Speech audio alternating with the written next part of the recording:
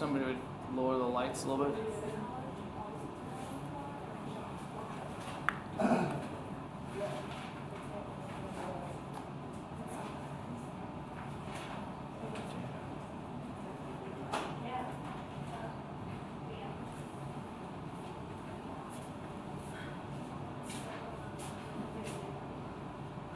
a little tired. Bring the lights on.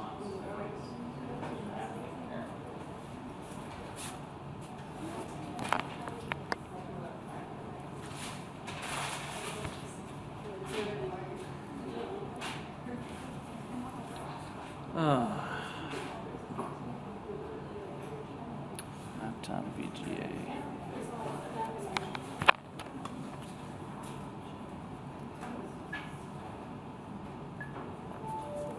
We're gonna restart it. I don't know.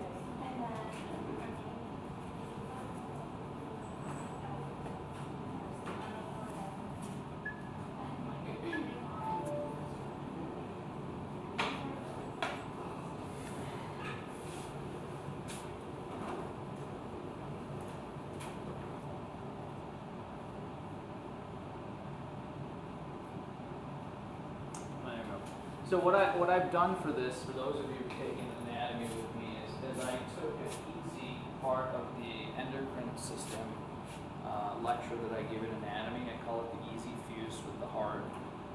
And that's how I start. So some of this stuff is real basic, and it seems real basic because it is. But I think for some people, it's a good place to start before we start getting into some more complicated stuff. So some of it's redundant, some of it's repetitive. Mostly repetitive though. Okay, so this system, like all of the other systems, regulates a lot of homeostasis, right? So this system is really, really important for the way you feel most of the time, the hormonal system, right? And it works very, very closely with the nervous system, right? Because the two communication systems that you have in the body are the nervous system and the endocrine system. The nervous system is faster. Is sort of the immediate response team, whereas the endocrine system is sort of sustained, long-term changes. So that's how you sort of think about the messages that they send. So some of this is real basic, right? So composition, different from the nervous system. So the nervous system has neurons and glial cells, right? But the neurons are the communication cells. Here we have glands. The messenger in the nervous system is synaptic transmission, right? You have an electrical chemical impulse that moves. And so you have neurotransmitters. Here it's a hormone.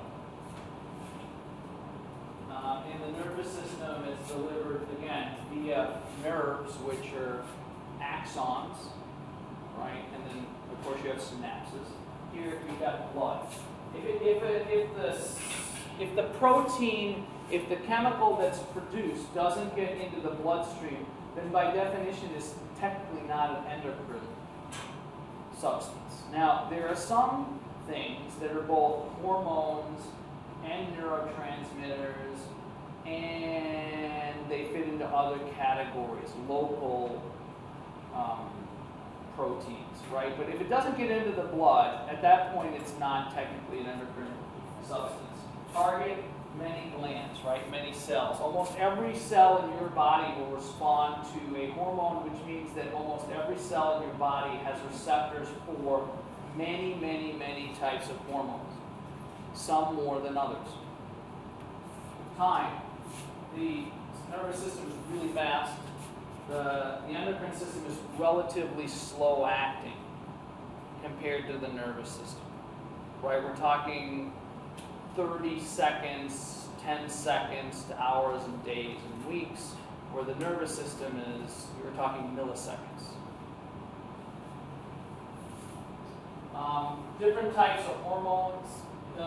For my low-level classes, like at 1040, which I also used to teach, there's only two major categories of hormones. There are actually more, right? Some of these are subcategories or actually categories. So You can think of it in two ways. You got your peptide hormones. These are hormones that generally tend to be water soluble. They're large. They're polar molecules, right? So something like insulin. They can't get across the cell membrane without help. Peptides, they tend to have receptors on the outside of the cell membrane. Your steroid hormones, right, are lipid-based molecules. They all have a core of cholesterol. Can't make a steroid, any type of steroid, without a cholesterol molecule. So because they're lipid-based, these types of hormones have the ability to meander their way through a cell membrane, and the receptors actually lie either in the cytoplasm, or on the nucleus, or inside the nucleus. So there are some hormones that bind directly to chromosomes, right to genes. So these types of hormones, they will do that. They'll bind directly to a gene and activate it, that to turn the key to turn it on or turn it off. Peptide hormones can't do that. The irony of this whole thing is these are the fast-acting hormones, and these are the slow-acting hormones. Within peptide hormones, you have modified amino acids, right? You have peptides, which are bigger, right? Multiple amino acids put together, whole proteins, and then you even have proteins that have a carbohydrate piece attached to it. They're called glycoproteins. The examples, again, insulin would be a peptide hormone, growth hormone would be a peptide hormone. In the category of steroids, you would have estrogen, testosterone, progesterone, cortisol, aldosterone, all types of steroid hormones. And so this diagram here shows you, different types of molecules. These types of molecules here would be considered peptides, and the molecules that you go across would be considered hormones. Now, steroids. Water obviously is not a hormone. Water sort of is in its own class of compound. I don't know why it's doing that. Okay. So patterns of hormone secretion. There are three major patterns, the way that hormones are secreted. Not all hormones are secreted the same way. Okay? So the first pattern is a consistent maintenance of relatively constant concentration. So thyroid hormone. So there are actually three, but we'll only talk about two. T3 and T4. Okay? When you say thyroid hormone, you actually mean a class of hormones. Just like when you say estrogen, you're not actually talking about one compound, you're talking about a series of compounds. Thyroid hormone is slowly secreted all day long.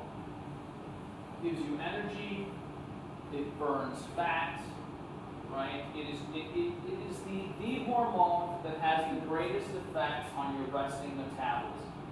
Because if the thyroid gland doesn't work, if it doesn't pump out enough thyroid hormone, T3 and T4, you have hypothyroidism.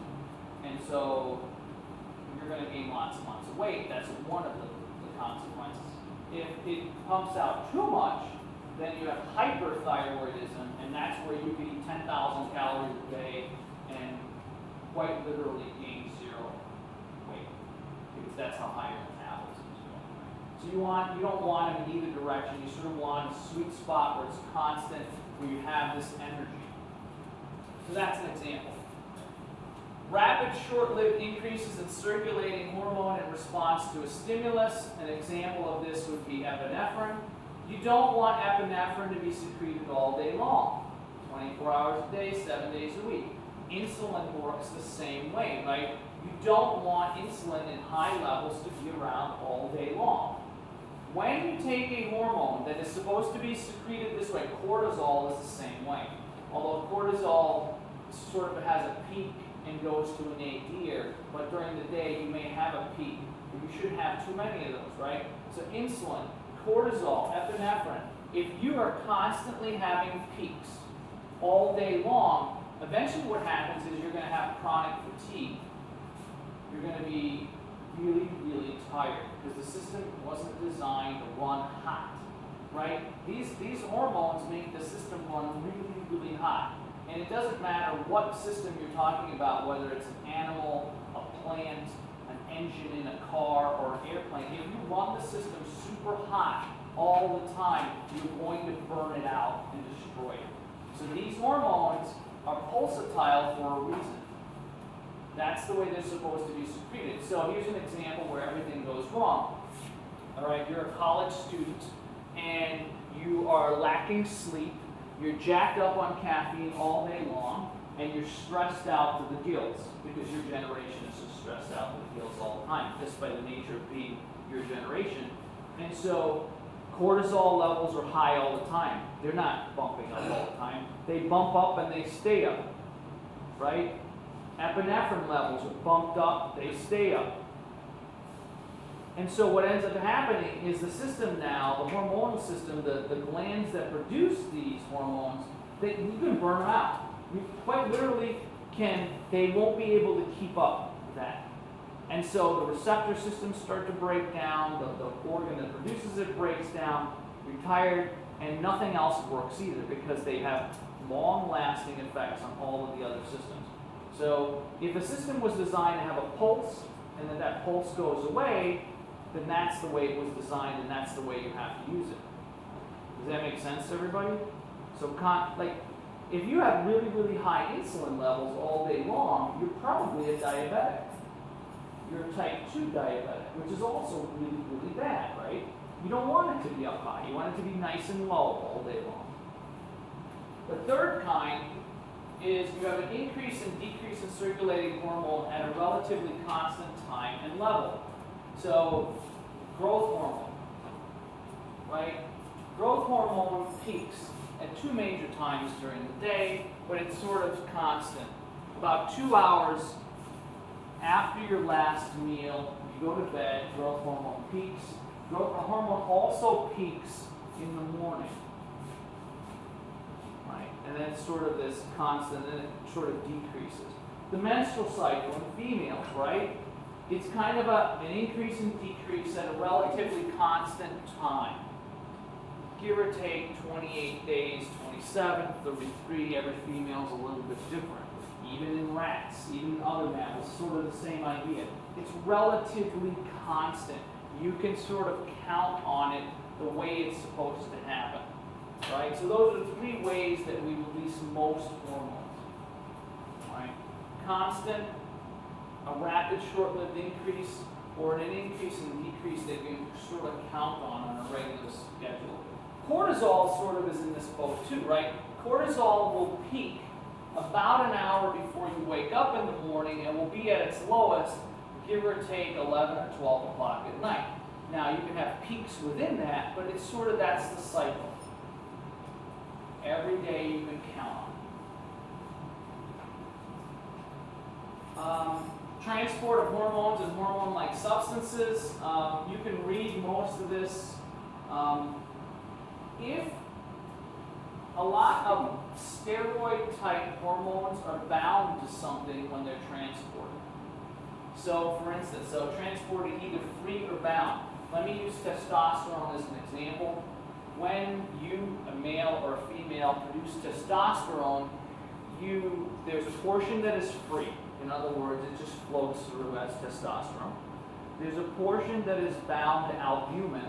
Albumin is the most abundant protein in your blood. It is made from the liver, and it binds to it. When steroid, in this case testosterone, is bound to albumin, it can't do anything. It can't interact. Okay, but it can be dissociated from it, and then it can do something. Then the other one is called sex hormone binding globulin. And when testosterone is bound to that, it can't do anything. Right? And there's a reason for it. Your body produces a certain amount of this stuff, and you only need a small amount of it to do what it does. So in a female, you'll produce a little bit of it from your adrenal glands, and it's a little bit from your ovaries, and it's not very hot. In a male, you produce a whole lot from the testicles and not a whole lot from the adrenal glands, right?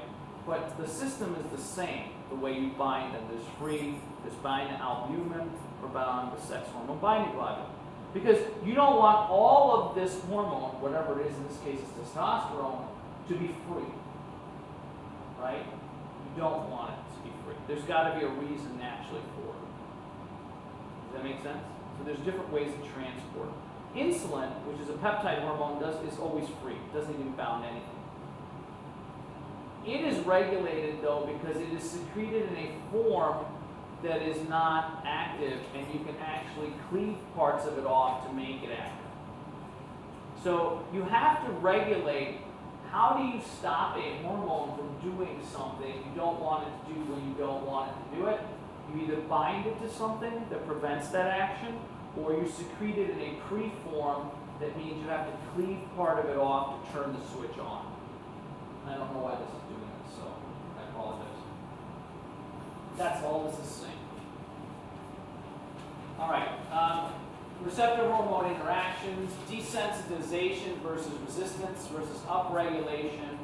Okay, so when we went through some of the receptor stuff at the beginning of the semester, that's why we had to go through that, because now with this system especially, you need to understand the cell membrane and things that are lipid-based and why something can go through the cell membrane versus a channel versus a transporter, a nuclear receptor, or else you can't understand the endocrine system. So desensitization or resistance is a phenomenon that occurs with prolonged or constant stimulation. Let's use insulin as an example. People who have type 2 diabetes. Type 2 diabetes is the type of diabetes, it's a receptor issue. Meaning your pancreas produces plenty of insulin. Okay? You have a normal insulin response. What happens is, most of the time, something is desensitizing the receptor. So let's say, for instance, you eat a candy bar, Hershey's candy bar. I'm totally making this up. Okay? You eat a Hershey's candy bar, and you need one molecule of insulin to take the sugar from that Hershey's candy bar that is in the blood and get it from the bloodstream into the cells where it needs to be. On a normal healthy person, you take one molecule of insulin. You have these receptors be desensitized for whatever reason. Now, one of the ways you can desensitize is to constantly have high sugar levels, like eat too much sugar all day long. That's one way. Okay? There are other ways. So now your receptors aren't as sensitive to that one molecule anymore. In order to have the same effect, now you need to produce two molecules of insulin to have the same effect. So this is what's called desensitization or resistance. So that's what insulin resistance is. So a type 2 diabetic is insulin resistant. And when you say that, really what you're talking about is the muscle tissue, which is the majority of where the insulin receptors are not very sensitive to insulin. Because usually there's too much insulin around all the time. And because if something is around all the time, the body's like, well, I guess I don't have to be as sensitive to this stuff because it's here all the time.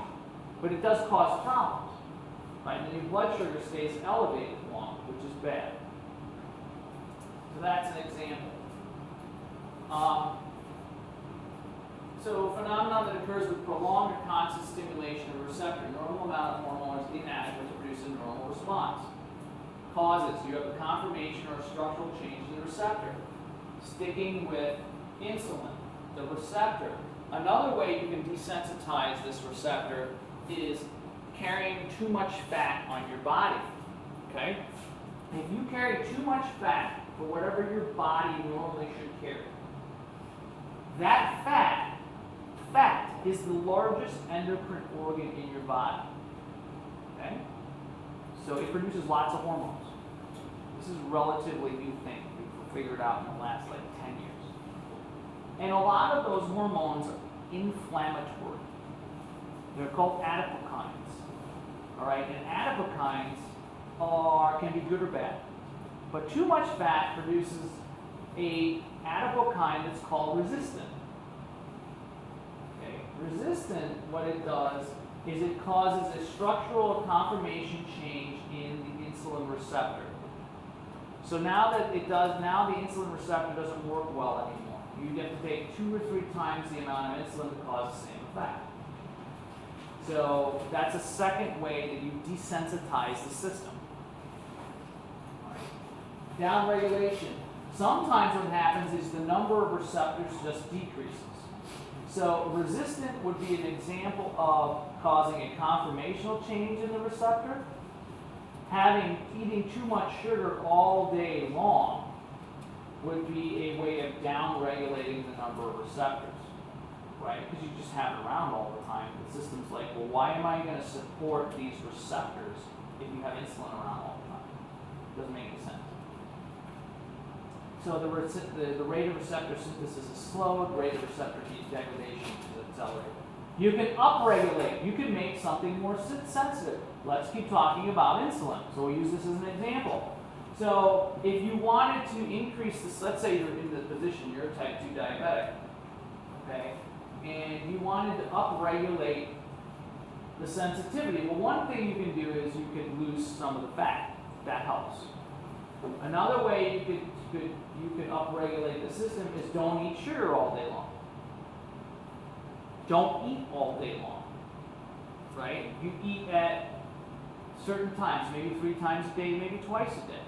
So in the in-between periods when you're not eating, when the insulin levels are low, the receptors, the system is saying, hey, we're not getting a constant flow anymore. We better have more of these receptors on board. That way when we get a very large insulin response, we'll be able to take up as much of the glucose as we can. So that's a way to upregulate and make the system more sensitive. Right? A system will not be sensitive if you're using it over and over and over and over again, right? You're overusing the system. It will desensitize.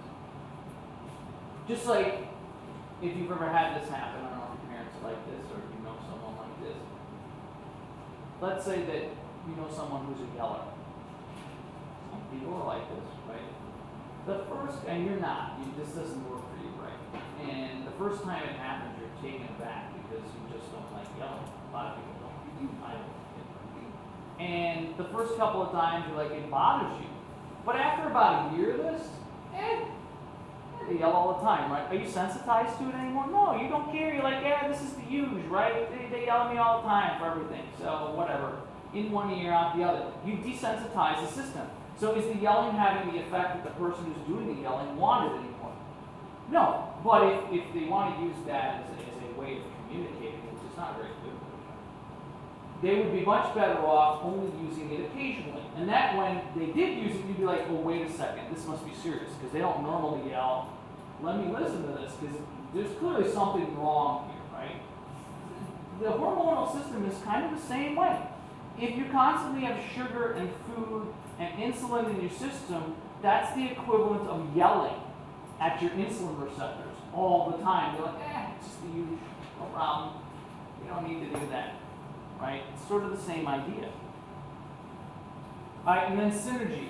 The effect of 2 hormones together on a target cell is greater than that of additive of the 2. We're actually going to look at an example where thyroid hormone, T3 and T4, mainly T3 though, and epinephrine, if you look at their individual effects on your metabolism, and then you put them together, the combined effect is synergistic because the combined effect is greater than if you add the effect of each one on your metabolism. So having a normal functioning thyroid and epinephrine system actually will elevate your metabolism. If you're constantly burning these 2 things out, then your metabolism will drop. So that's an example. All right.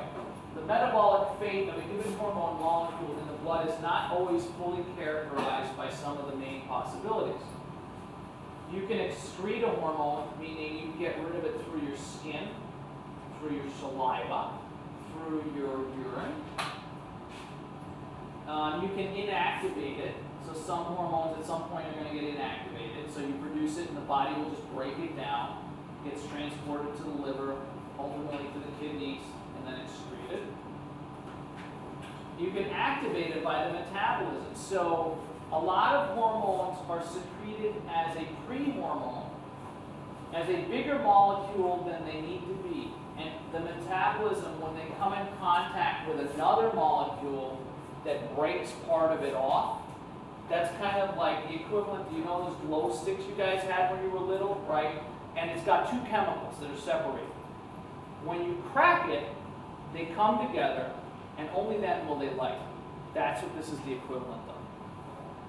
Right? So it's secreted in a way that makes it non-active, but when it comes together with another compound, all of a sudden they get together and it's activated.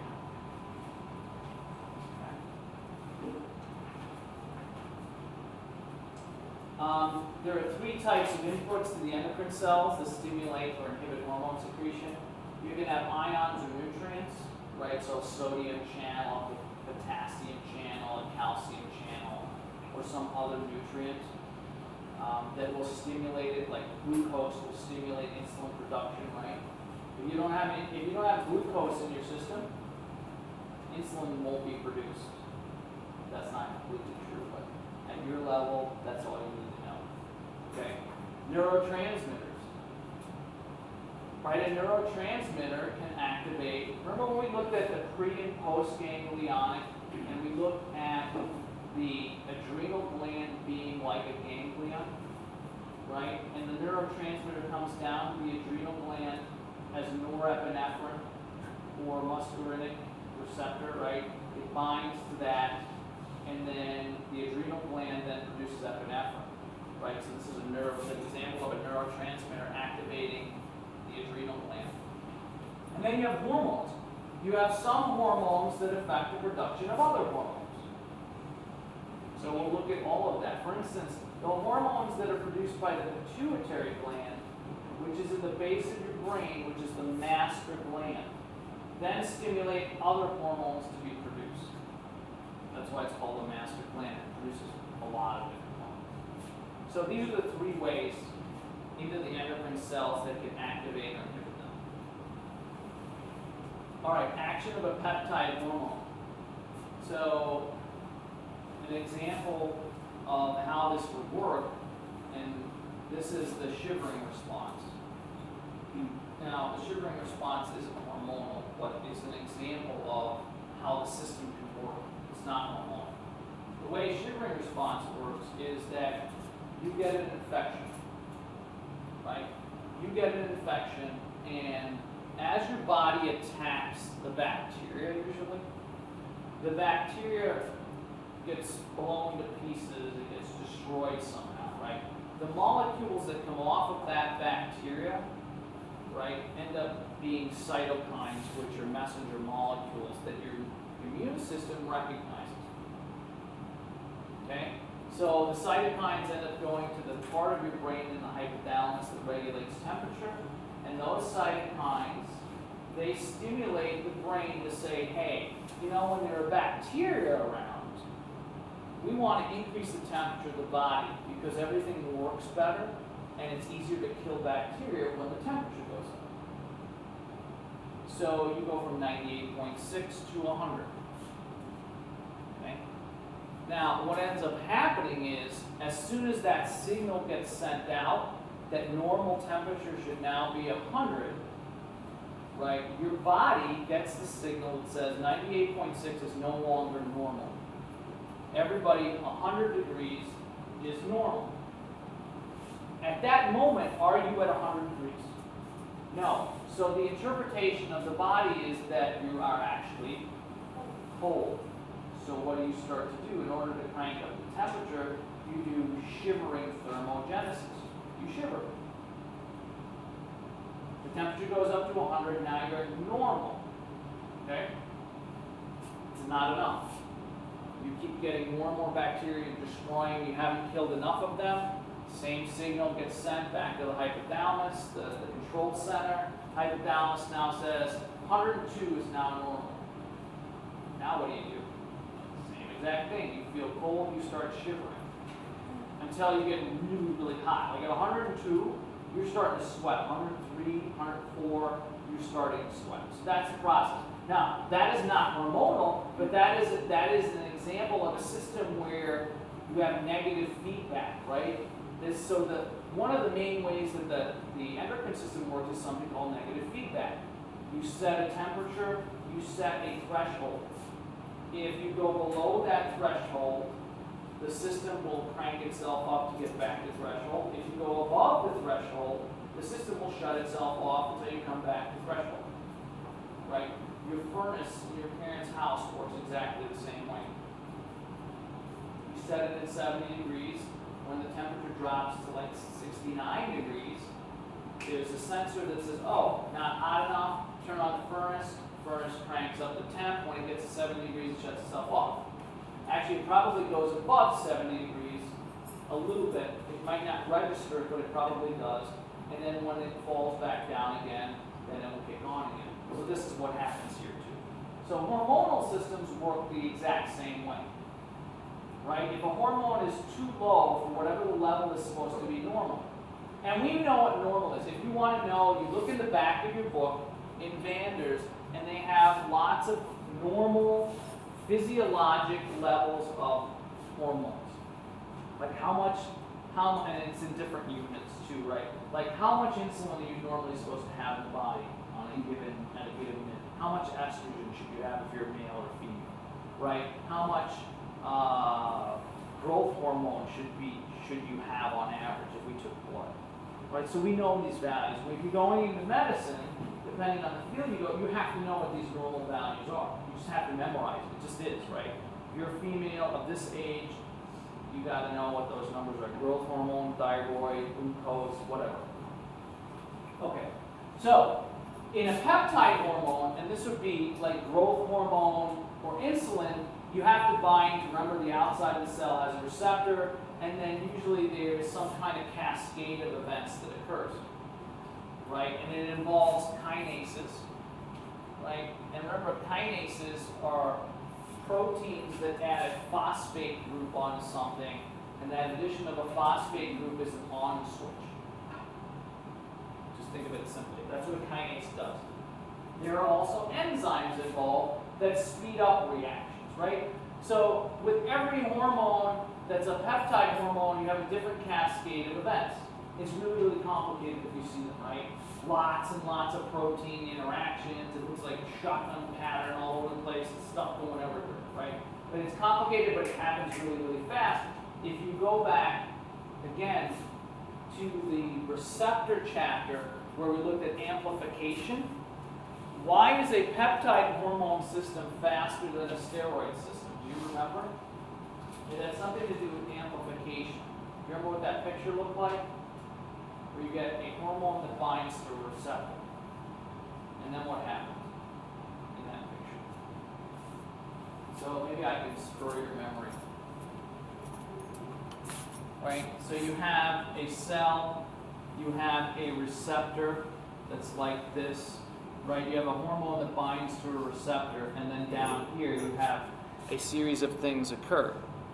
Right? So this is two things coming together. But from those two things, you end up getting a split there, and a split there, split there, and then you go 1, 2, 3, 4, 5, 6, 7, 8, and then so on and so on. So this thing doubles very, very quickly. So the response, this is an amplification system from a peptide hormone, is extremely quick. Steroid hormones don't do this. There's no amplification system because they have to bind essentially to the DNA to cause a change, and that takes a long time because then you got to produce proteins. This is a response. Epinephrine works like this, norepinephrine works like this, insulin works like this, growth hormone works like this.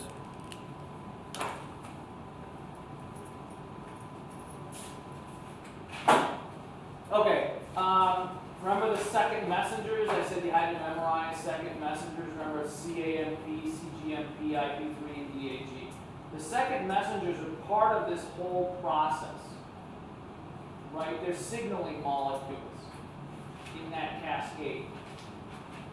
So you have examples of activity. You have a hormone that binds to a receptor. It causes a bunch of kinases, second messengers, depending on whether it's a G protein. Remember, go back to the chapter 5, I think it was. There are 4 different types of receptors, peptide receptors, right? And we look at those systems again, review that for yourself.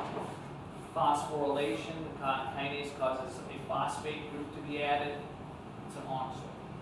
That's how I like to think of it simply. It causes a conformational change, other molecules to change, and ultimately have an effect. Now, this process is super fast and super complicated, but they've sort of put it into 4 steps. Easy peasy, right? But we know it's not like that. It's much more complicated. All right. So the pancreas is next because the pancreas produces insulin, and it does a bunch of other things too. Now, the pancreas is a weird organ in that it is both an endocrine and an exocrine organ. Now, what the hell is that? Well, an endocrine organ puts its contents into the blood. If whatever it produces doesn't make it into the blood, then it can't be endocrine. Okay. An exocrine organ puts its contents into a duct system, and it never sees the blood. So this gland, the pancreas, which sits right over here in this curvature of the duodenum, is both. Here's an example. So it produces 3 hormones: somatotropin, insulin, and glucagon.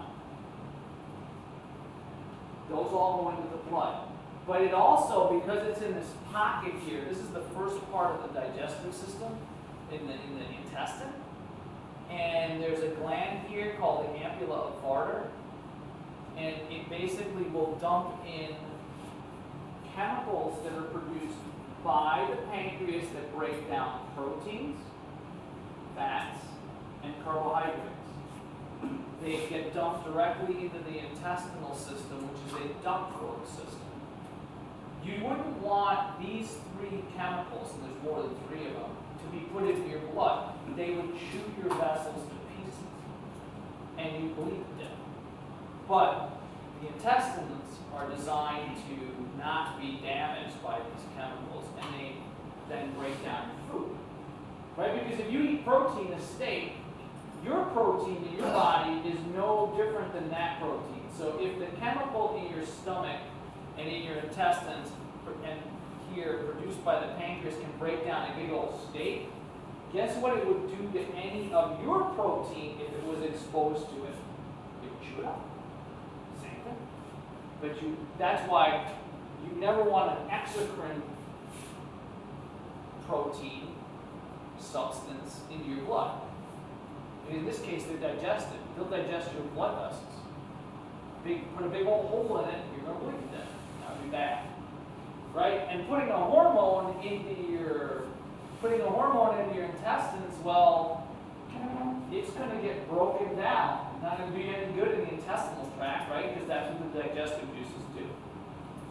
All right, so 2 types, exocrine and endocrine, function of this gland. We don't do the digestive system this semester, so you don't really have to worry about this exocrine function, but you should know the difference between the 2. If I say, what is the difference between an exocrine and an endocrine gland? I should know that because that's important. Okay. All right, so sticking with the theme of insulin, I use sugar a lot as an example. Insulin. So many protein hormones undergo modifications during packaging and after they have been secreted. Where does the modification to a protein occur inside the cell?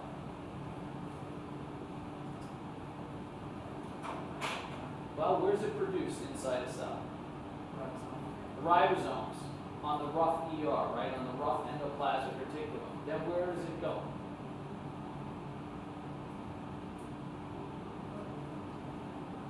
Goes to the Golgi apparatus to get pimped out. That's how I explain it to students. I call it the pimp my ride organ. Because it is. Think about it. That's exactly what happens, right? You take, and the example I use is you take, my 2003 Honda Civic that comes out of the factory. The factory is the rough ER, and it looks like a Honda Civic. You see, hell with that. I'm not doing that. It doesn't look nice enough for me. So then you send it to the Golgi apparatus.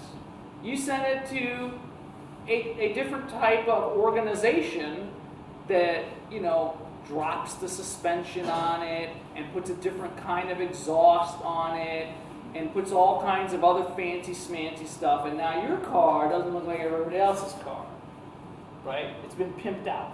That's what happens in the Golgi apparatus to proteins. You modify. It's been modified. All right, so what happens? You create something called pre-pro insulin. It's the very first, and it's the largest form. It's really, really big. Then along the way, right, you can see it down here, you've got the pre-pro hormone, which then becomes the pro hormone. You cleave part of it off, so you cut part of the end off. It's one stage closer to being active, but it's not active yet. Okay, it gets packaged, and then when it gets secreted, it finally becomes insulin, which is the active compound. Because you don't want the insulin to be active before it gets into your blood. So when it's in the pancreatic cells, it has to take these larger versions that are inactive, so that they don't do things within the cell that they're not supposed to do. Right? Insulin should not be active inside a cell, because it does really bad things to the inside of that cell. Once it's in the blood, assuming there's sugar around, then it does really good things. So that's how you have to think of it. So there's, in this case, you have two levels prior to the active hormone. There's a pre-pro level and then pro. Both of these are non-active.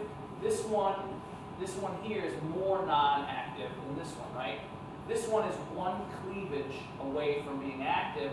This one is two cleavages away from being active. So if something accidentally breaks part of this thing off, no problem. It's still not going to become insulin. And that can happen accidentally. Does that make sense to everybody? How there's different levels. Your body has a lot of fail-safes built into it, because things go wrong all the time. But nature has thought it through and said, okay, if something were to go wrong here, how do I prevent an accident? Well, you got to have more switches. It's like making a change on your computer, right? A lot of times when you have installations of new software, there's multiple stages where you have to say accept. And you got to accept again, or when you're going to delete something really, really important. You click delete, and then it says, are you sure?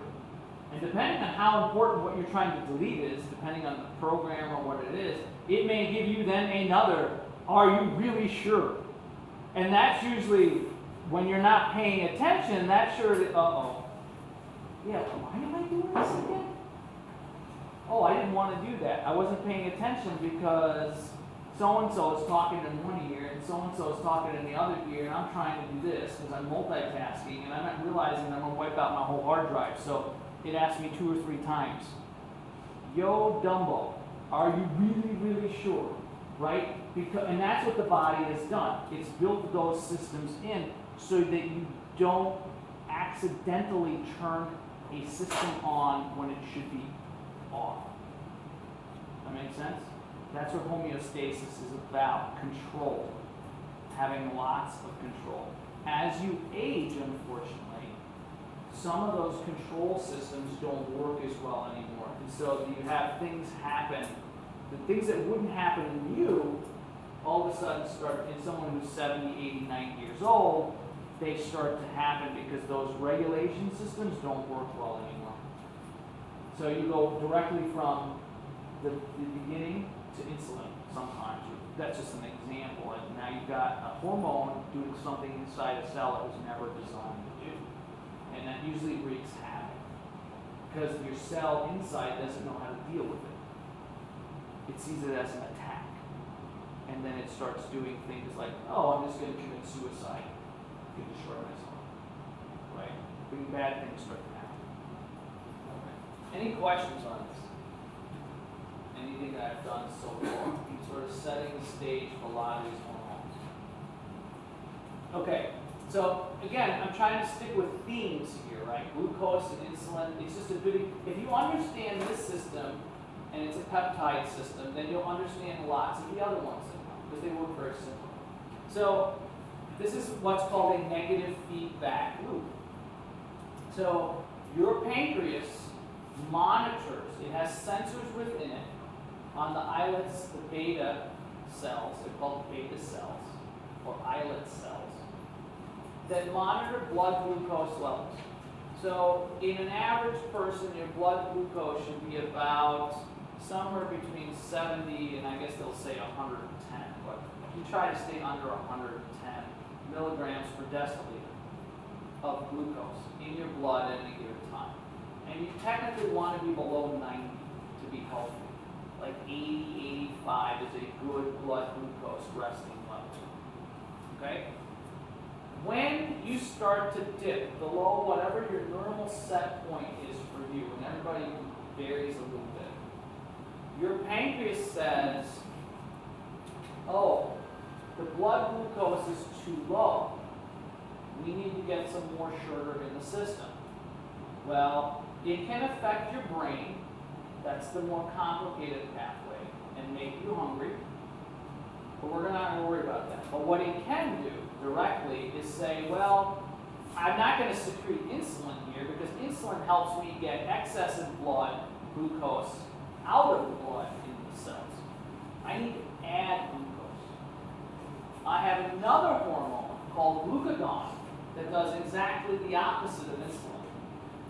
I secrete glucagon into the blood. It goes into my cells that have stored glycogen. So it's going to cells in skeletal muscle and the liver, because that's where you store glycogen. And it's going to help convert the glycogen. It's going to start the cascade that converts glycogen back into glucose. And that glucose from the liver and the skeletal muscle will get dumped into the blood. Then what will happen to your blood glucose if it's starting to get low? As you dump, it goes up. Okay. So, now, the opposite is true. Let's say you just ate a Hershey's candy bar. In this case, you have an increased plasma glucose concentration. Your blood sugar is above what it should be, that the body is comfortable. The pancreas senses this, these same cells, okay, in the pancreas. They're not exactly the same cells, but we'll just stick with that for now. There's alpha, beta, gamma, and delta, so don't worry about it. So these cells that sense glucose say, hey, too much glucose in the blood. In order to lower this, we're going to secrete insulin. Right? Insulin is going to bind to the receptors of every cell, but mainly muscle cells, right? But it binds to fat cells too. A lot of people don't realize that fat cells have a lot of insulin receptors on it. That's not always a good thing.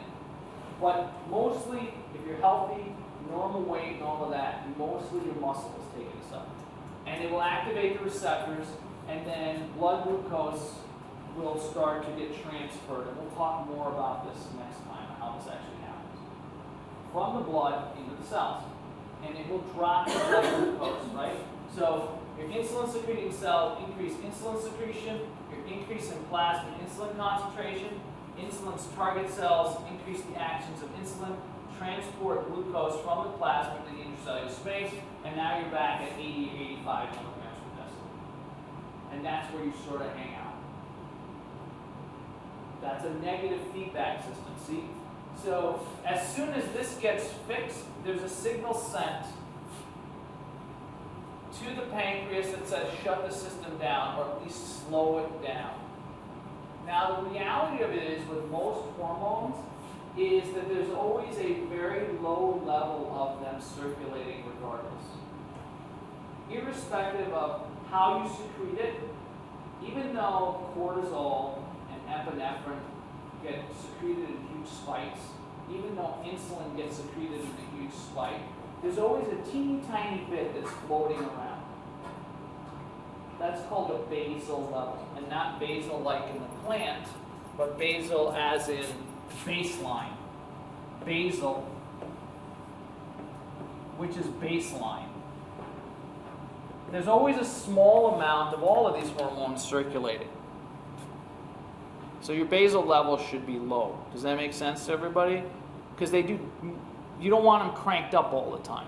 So, and this goes right back to homeostasis, which is how we started this whole semester, right? There's this balance, and it takes a lot of energy to get the balance. So you always want a little bit of everything secreted. When we talked about the sympathetic and the parasympathetic nervous system, we said, like being on the car, driving on the gas and the brake at the same time, how much do you press on the gas versus the brake, right? This is the game that your body plays to create homeostasis, to maintain it. It requires a lot of energy, right? This is part of your metabolism. This is why you burn energy, because of all these processes. Does the negative feedback loop make sense to everybody? Because it's not the only type of loop that we're going to talk about. The best example, this is an example, the furnace in your parents' house is an example of a negative feedback system.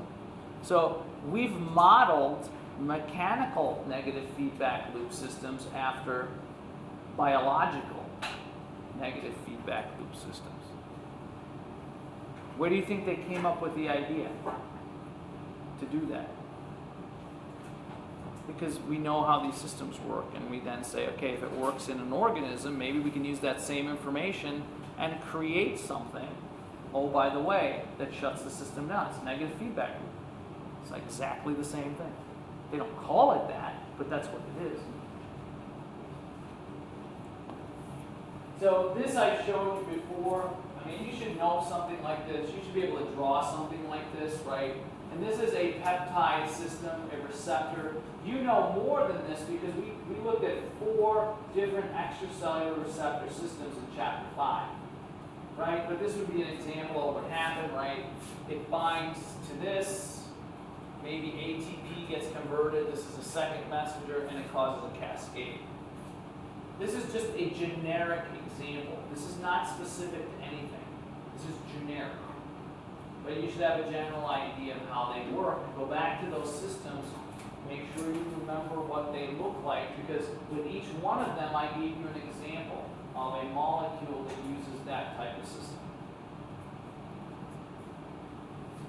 I'm going to continue with this whole sugar peak. Diabetes mellitus. And there are 2 official forms. Okay? Type 1 and type 2. So type 1 used to be called juvenile diabetes because we thought that it only affected children. It is no longer called juvenile diabetes. However, there is a juvenile diabetes foundation, and it was based on kids that became diabetic. We know that's not true anymore. So you can't really call it juvenile diabetes. Type 1 diabetes is the type of diabetes, and depending on who you read now, we're not sure what causes it. I just read an article not long ago that says that maybe it's being caused by an imbalance of microbes that are in your organs, specifically that invade your pancreas. So you know how we've been in the microbiome now, and flora, and how bacteria, there are more bacteria than your own cells, and how they affect our health. There was a suggestion of one study that suggests that it might be that you have an imbalance of microbes, and the bad microbes end up doing the damage. Another theory has been that you get a virus, and the virus attacks the pancreatic beta cells, and that destroys them. The bottom line is in type 1 diabetes, you cannot produce enough insulin from the pancreas. It either completely gets destroyed or it is damaged to the point where you can't produce enough to keep your blood sugar regulated. The other type of diabetes that's officially recognized is type 2 diabetes, and that was the one we were talking about. That is where the receptors all over the body have been desensitized. There are 3 other forms. One is official and 2 others that were sort of maybe named eventually. The other official form is gestational diabetes. So some women, when they become pregnant, become diabetic, and as soon as they have a baby, the diabetes goes away. The other two forms, and this is a hybrid form that we're just starting to see, is you get type 2 diabetes. The type 2 diabetes does so much damage to the pancreas as well as everything else that it ends up you then have type 1 and type 2 diabetes.